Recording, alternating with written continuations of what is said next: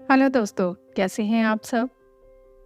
आज जो कहानी मैं आपके लिए लेकर आई हूँ वो है राजा और चोर की कहानी। तो चलिए कहानी शुरू करते हैं। एक समय की बात है, एक राजा था। एक दिन राजा के महल में चोरी हो गई। राजा को जब पता चला कि महल में चोरी हो गई है तो इससे राजा बहुत परेशान हुए। उन्होंने अपने सेनापति को बुलाया और पूछा कि चोर कौन है, इसका जल्द से जल्द पता लगाया जाए। सेनापति ने कहा, मैं जल्द से जल्द चोर का पता लगाने की कोशिश करता हूँ। राजा ने कहा कि तुम्हारे लिए यही अच्छा होगा कि चोर जल्दी पकड़ा जाए, क्योंकि अगर ये बात किसी को पता चल गई कि महल में चोरी हो गई है तो हमारी जनता का हम पर से विश्वास उठ जाएगा। राजा के महल से राजा की तलवार को चोरी कर लिया गया था। ये शातिर चोर कौन है, इसके बारे में पता लगाने के लिए राजा ने बहुत सारी योजनाएं बनाई और उनके बारे में सेनापति को बताया। सेनापति भी इसके बारे में पूरा विचार कर रहे थे कि चोर जल्द से जल्द पकड़ा जाए। राजा बैठे हुए यही सोच रहे थे कि चोर इतना तेज कैसे हो सकता है कि हमारे महल में आए और चोरी कर जाए, क्योंकि बाहर के आदमी का यहाँ आना बहुत ही मुश्किल है। लेकिन वो चोर अंदर आया तो आया कैसे। राजा ने सेनापति को बुलाया और पूछा कि चोर के बारे में कुछ और जानकारी प्राप्त कर पाए हैं आप। सेनापति ने कहा कि चोर की तलाश की जा रही है, लेकिन अभी चोर का मिलना बहुत मुश्किल है, क्योंकि हमें यह भी पता नहीं कि चोर कहाँ से आया, कहाँ रहता है और उसका अगला कार्य क्या होगा। जब तक हमें इस बात के बारे में जानकारी नहीं मिल जाती, तब तक हमें थोड़ा सोचना पड़ेगा। राजा ने सेनापति से कहा कि हमें यह सोचना चाहिए कि चोर अंदर आया कैसे, क्योंकि जब तक हमें इस बारे में जानकारी नहीं मिलेगी, तब तक हम चोर को नहीं पकड़ सकते। अगले दिन महल में राजा को एक पत्र मिला। उस पत्र में लिखा था कि वह महल में चोरी करने आएगा, अगर पकड़ सकते हैं तो पकड़ कर दिखाएं। राजा को ये बात अच्छी नहीं लगी। उन्होंने सेनापति को बुलाया और कहा, हमारे महल की सुरक्षा बहुत अच्छी तरह से कर दो, क्योंकि आज चोर का पत्र हमें मिला है, उसमें लिखा है कि वह चोरी करेगा। सेनापति ने कहा कि अगर ऐसा है तो चोर को हम बहुत जल्द पकड़ लेंगे। चोर की तलाश में पूरा दिन सेनापति महल में ही घूमते रहे, लेकिन उन्हें चोर कहीं भी नजर नहीं आया। शाम भी हो गई थी, लेकिन कुछ भी चोरी भी नहीं हुआ था। सेनापति ने राजा से कहा, लगता है हमें डराने के लिए ये पत्र भेजा गया है और हम पूरे दिन से यहाँ पर बैठे हुए हैं, लेकिन हमें अभी तक चोर नहीं मिला।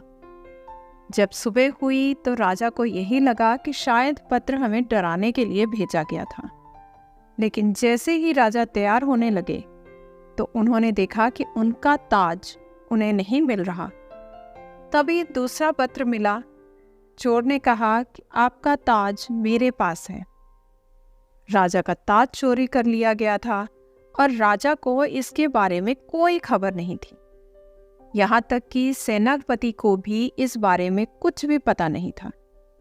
जब सेनापति को बुलाया गया और पूछा गया कि चोर हमारे महल में आए, तुम्हें बिल्कुल भी पता नहीं लगा, वह हमारा ताज ले गए और अब हम क्या करेंगे, क्योंकि हमें चोर मिल ही नहीं रहा।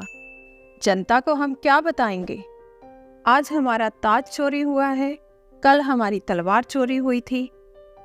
सेनापति को कुछ भी समझ नहीं आ रहा था, क्योंकि वह यह भी नहीं जानता था कि चोर अंदर आया कैसे, जबकि सारे दरवाजे पर पहरेदार लगे हुए थे। लेकिन फिर भी चोर अंदर आया और वह चोरी करके चला गया। राजा इस बात को महल से बाहर नहीं जाने देना चाहते थे, क्योंकि जनता को इस बारे में खबर हो जाती और जनता इस बारे में जानकर राजा पर हंसने लगती कि वह हमारी सुरक्षा क्या करेंगे, जब तक उनकी ही सुरक्षा सही तरीके से नहीं की जा रही। राजा को चोर से संपर्क करने के लिए कोई भी समाधान नहीं मिल रहा था, लेकिन राजा ये सोच रहे थे कि हमें चोर से मिलना ही पड़ेगा। तभी ऐलान कराया गया कि कोई भी चोर जो कि किसी को परेशान कर रहा है वह दरबार में हाजिर हो जाए, उसे पकड़ा नहीं जाएगा बल्कि इनाम दिया जाएगा। इस तरह का ऐलान जब किया गया तो चोर अगले दिन दरबार में हाजिर हुआ, लेकिन बहुत से लोग वहीं पर थे, इसलिए चोर को पहचानना मुश्किल था। राजा ने कहा कि चोर कौन है, अगर वह दरबार में आया है तो सामने आकर खड़ा हो जाए।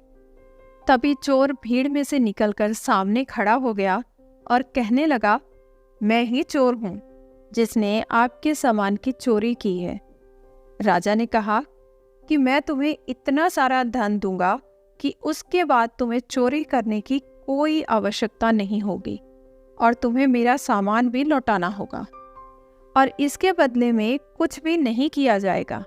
अगर तुम्हें मंजूर है तो मैं तुम्हें माफ़ कर दूंगा। चोर ने कहा, मुझे मंजूर है, जैसा आप कह रहे हैं। तब राजा ने पूछा कि तुमने चोरी कैसे की, हमें बताना होगा।